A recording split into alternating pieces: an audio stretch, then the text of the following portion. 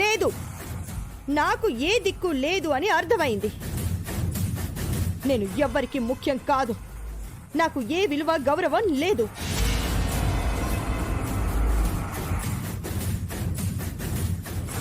ఈ మహాలక్ష్మి ఆకలైనా చంపుకుంటుంది, కానీ ఆత్మాభిమానాన్ని చంపుకోదు. ఎక్కడికైనా వెళ్ళి చావనైనా చేస్తాను, కానీ ఇంకొక క్షణం ఈ ఇంట్లో ఉండను.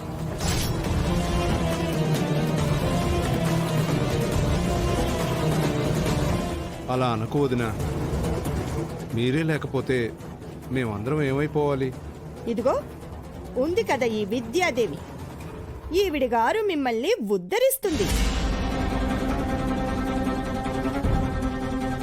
వెళ్ళర్చన, నా బ్యాగ్ తీసుకురా. లేదు అంటే కట్టుబట్టలతో ఇలాగే వెళ్ళిపోమ్మంటావా?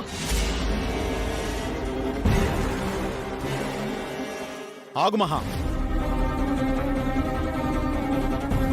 నువ్వెక్కడికి వెళ్ళొద్దు. లేదు జన, నేను ఉండను, వెళ్ళిపోతాను. ప్లీజ్ మహా, జరిగిన దానికి నేను సారీ చెప్తున్నాను, నా మాట విని. అవును పిన్ని, కావాలంటే నేను కూడా సారీ చెప్తాను. మీరెక్కడికి వెళ్ళొద్దు. వెళ్ళకండి వదినా, నేను కూడా సారీ. ఇంతమంది చెప్తున్నారు కదా మహా, ఉండిపో. సరే, మీరందరూ ఇంతలా బతిమలాడుతున్నారు కాబట్టి ఉంటాను. కానీ ఇంకెప్పుడైనా ఇలా జరిగిందో అప్పుడు ఎవరికి చెప్పకుండా వెళ్ళిపోతాను.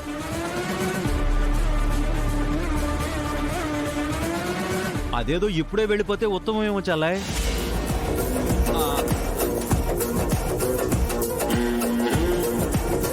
నువ్వు ఆపు చలపతి, అనవసరంగా మహాని రెచ్చగొట్టకు. ఇక ఆ డబ్బుల గురించి ఎప్పుడూ ప్రస్తావన తీసుకురాకండి. మహాని బాధ పెట్టకండి. మీరు పైకి వెళ్ళండి వదినా, తీసుకెళ్ళర్చునా. రా మహా.